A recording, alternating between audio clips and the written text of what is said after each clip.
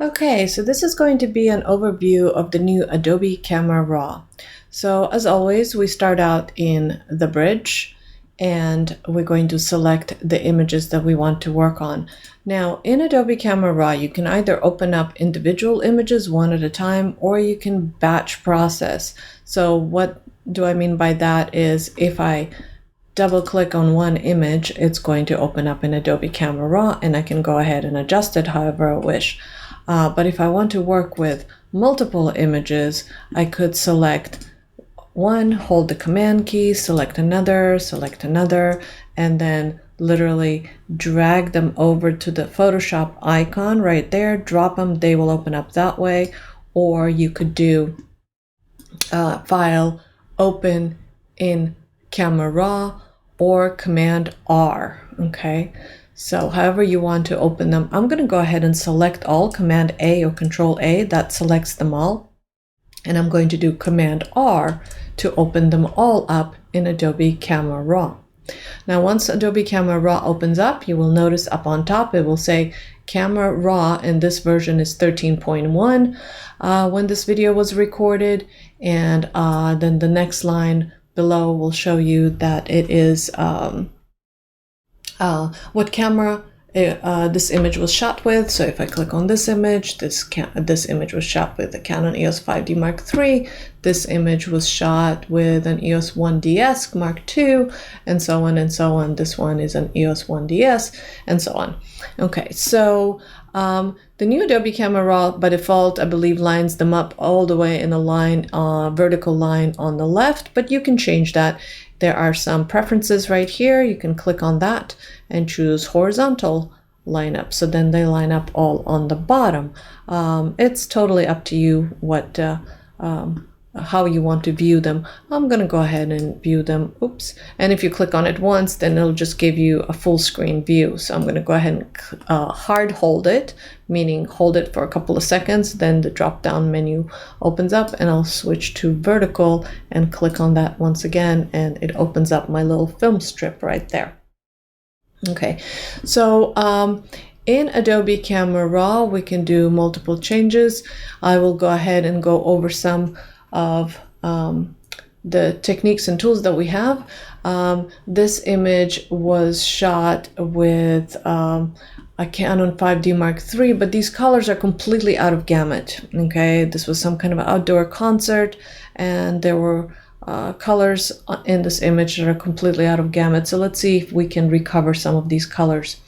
Okay, so let's take a look at this first image, which is problematic. As you can see, this image is completely out of its color gamut. The colors are really saturated here. So if I go to the basic tab right here and I try to use my saturation slider and desaturate, I can recover detail, but the problem is that the colors of the trees and every other color that I have in this image will be desaturated. So all the colors are almost gone. Yes, I can see more detail in faces, but all the colors are gone. So I don't want to do that. I'm going to go into another adjustment, which is called Color Mixer. And in Color Mixer, what we have is this target adjustment. So I'll go into the saturation of the Color Mixer. I'll click on the target adjustment, and I will click and hold on the color, for example, her forehead, and I'll bring it down. Okay, so therefore I can see that it's magenta and red that are changing. And in fact, I want to see this image a little bit more close up. So right now I'm viewing it only at 31%. I would like to view it at 100%. And I will hold my space bar and I will move over to the faces. And sure enough, I can see more faces, but it's still a bit problematic. So I could take my magenta slightly down, and I could go into my basic panel and try to adjust my contrast a little bit better, and so on. So this image is never going to be perfect, so but at least I can see some detail in the faces. Okay, I'm going to go to the next image, and this image is shot by a Fujifilm Finepix S2. It's an old camera. and I'll zoom out, or actually I'll fit in view. So I'll click here and that will fit it in view. And what I want to talk to you guys about is color space, workflow options. And what I'm going to do here is I'm going to click my color warnings or color clippings. And what this does, it's the same as in Lightroom. It shows us our clippings. So I don't know if you can see here, but this color is turning, or this highlight is turning red because it's clipped. Or if I take my exposure higher, you see, I can see more of my clippings where it starts clipping, and vice versa. If I change my blacks and start pulling in the blacks, you see all this blue that comes up showing me, oh, I'm not going to have any detail there.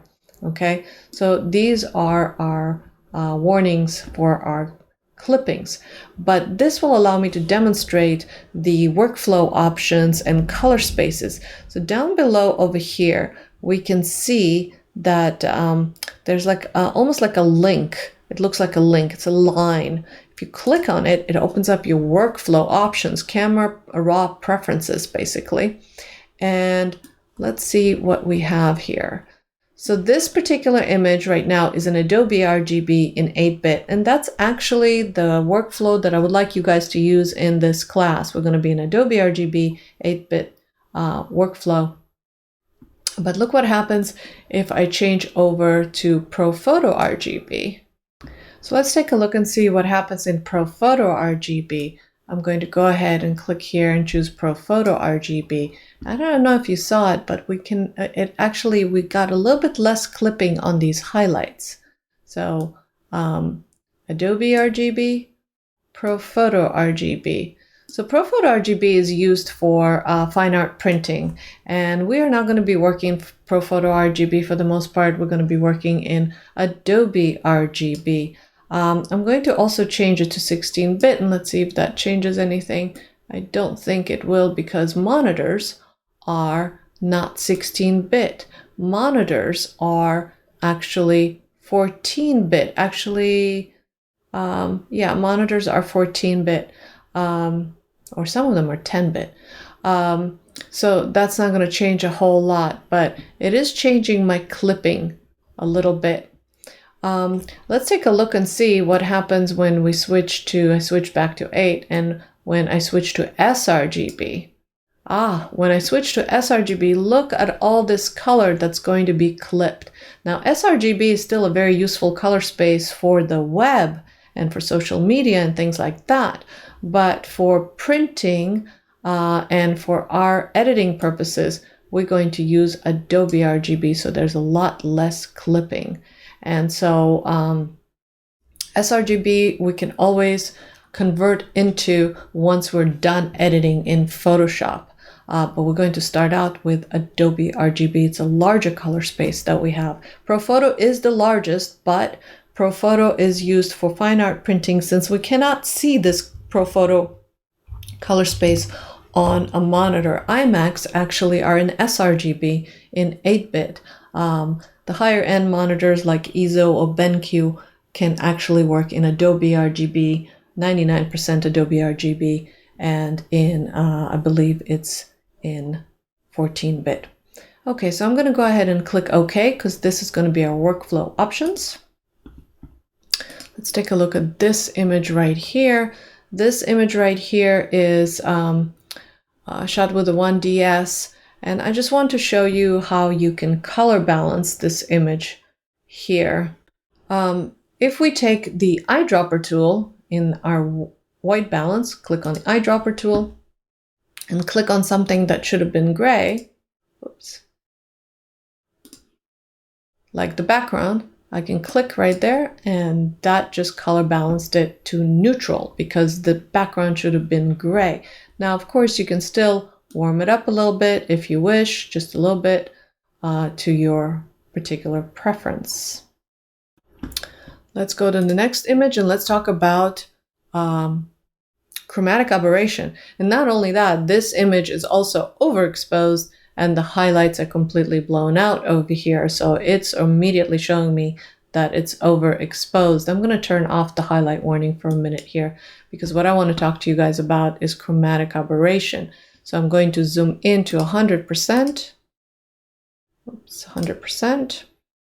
And show you what chromatic aberration is. So if we look at the edges of the image, we will see that there's this like purple fringe around the cell phone, for example, or also there is some green fringing around the trees. And let's see here. Yes, and then there's purple fringe around the tree trunk over here. I'll zoom into 200%. You see all that purple and green, and on the cell phone there's definitely purple. So chromatic aberration occurs because the quality of the lens is actually better than the camera sensor, and the sensor can't render the way the light refracts onto the sensor, so we get these fringing effects. And so in Camera Raw, we can take care of that by clicking on Optics. Right here is Optics. And then I could click on Remove Chromatic Aberration. And sometimes it will do the job. Remove Chromatic Aberration. Okay, it's better, but it's still there. And use Profile Correction. So therefore, it will find the lens that this image was shot with. So the lens is Canon EF 28-300, and it was shot at 28 millimeter high. What I'm looking at is right underneath the histogram. I have all the information about the settings of the camera. Now, notice that there's this little triangle, and I had to open it up to get into more options of the lens to see the actual lens that it's going to pick. So whenever you see a little triangle pointing in or to the right or left, make sure that you point it down, and then you will see more options. Okay, so I can still see the fringing. So I need to go into the manual settings of the optics. And so here we can click on manual, and I can pick up this eyedropper tool. Okay, so you click on the eyedropper tool, and then you have to click exactly on the fringe. If you hit a different area, sometimes you'll get a warning that will say arrow clicked area is too neutral. Say okay, and try to click on an area that will actually pick the color. And there we go. See how that removed all that purple fringing. Let's see how it did on the tree.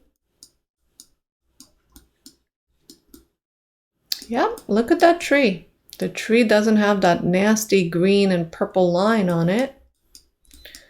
And all around, oops. Don't know why I got an image within an image, but there we go. It looks pretty good. Let's take a look at another chromatic aberration issue right here. So if I zoom in to 100% once again and go onto the edges of the image right here, and I'll actually zoom in even further, you will notice that I have a different kind of fringe. Do you see a green line on the edge of the building? And then there's slight purple line right here, purple line, green line, and purple line. I'll go ahead and zoom in even further so you guys can see it. There we go. So there's a green line and there's kind of a reddish purple line, and the same thing here. So once again, detail under the optics panel right here. Instead of going into the manual settings, what I'll do is I'll just click on the profile and just click on remove chromatic aberration. Boom, it's all done, gone. And use the profile correction to correct for some of the distortion of the lens. So that just removed it right there. I'll show it to you again. There's chromatic aberration. See that green? I'll click remove chromatic aberration and it's gone.